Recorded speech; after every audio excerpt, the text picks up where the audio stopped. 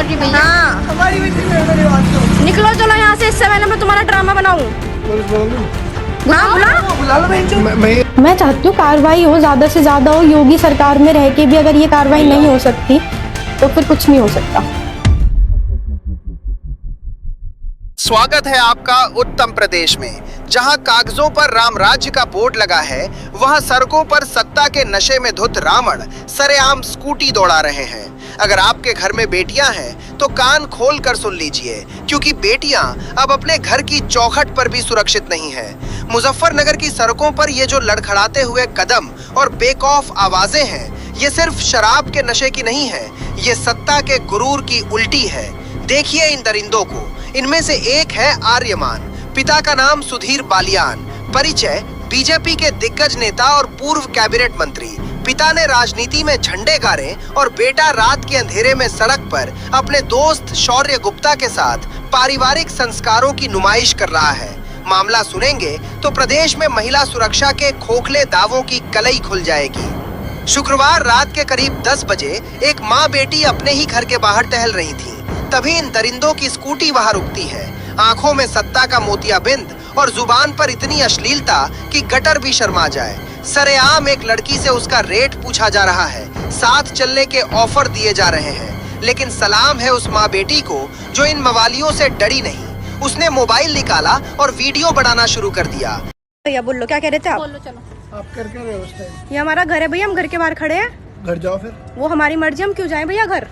आपने जितनी पी रखी है हाँ? उसकी कोई वो नहीं है क्या? हाँ भाई इधर शक्ल दिखाओ, अभी डालेगी इंस्टाग्राम पे। हाँ डाल दो। हाँ अभी तुम्हारे पेरेंट्स को बताएंगे जो तुम बदतमीजी कर रहे हो। नहीं भैया तुम्हें क्या मतलब है ये बताओ, जब हम साथ में हैं, मम्मी है इनके हाँ, सामने कोई लड़का लड़की खड़े हैं यहाँ? बदतमीजी कर रहे हो। कोई लड़का लड़की खड़े क्या यहाँ?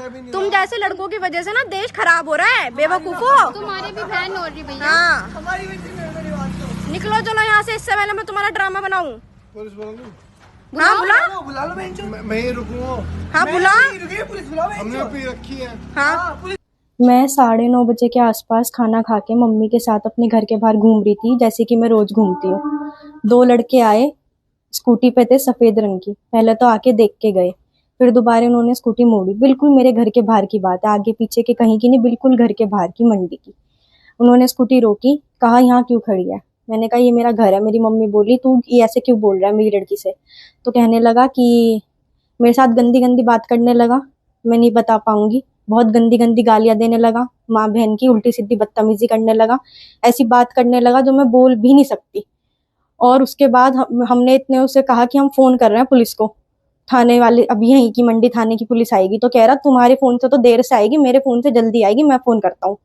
मैंने उनकी वीडियो भी बनाई। एक उसमें मुंह भी छुपा रहा था, दूसरा कह रहा मुंह क्यों छुपा रहा है, तेरे भाई का हिसाब है, मुंह दिखा, तू कुछ नहीं बिगाड़ सकता कोई भी हमारा। ऐसे कह के वो बदतमीजी करके और भी बहुत बात बोल के चले गए। जी किस मतलब से घुसे थे? इसके बाद पुलिस आई थी, इसके बाद कार्रवाई हुई। उसके बाद घर के सारे मर्द थाने में थे, यहाँ पे कोई नहीं था। मेरे चाचा और मैं थे और मेरी मम्मी थी। वो आया अंदर चौक में, गैलरी बहुत बढ़िया, उसके बाद हमारा चौक है, उसके अंदर आया और कह रहा कि मैं रेट लगाता हूँ इसके। और भी पता नहीं उसने क्या क्या बात कही चाचा को। मेरे चाचा ने उस पर हाथापाई की, उसे रोकना चाहा, इतने पुलिस को बुलाना चाहा, मेरे चाचा को धक्का देके चला गया। क्या जानने वाले हैं ये लोग? बिल्कुल नहीं, मैंने पहली बार देखा उन्हें। क्या चाहते हैं आप? मैं चाहती हूँ कार्रवाई हो, ज्यादा से ज्यादा हो। योगी सरकार में रह के भी अगर ये कार्रवाई नहीं हो सकती तो फिर कुछ नहीं हो सकता।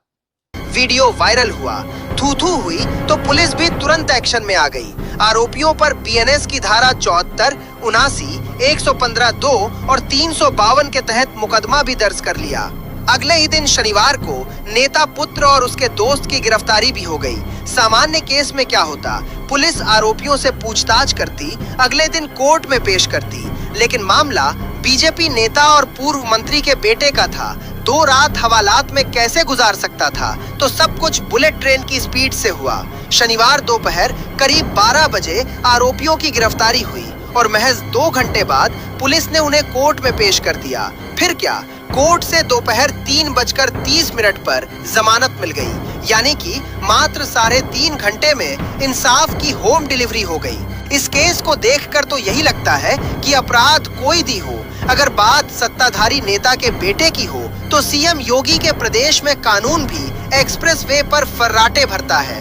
देखते रहें आजाद समाचार। धन्यवाद।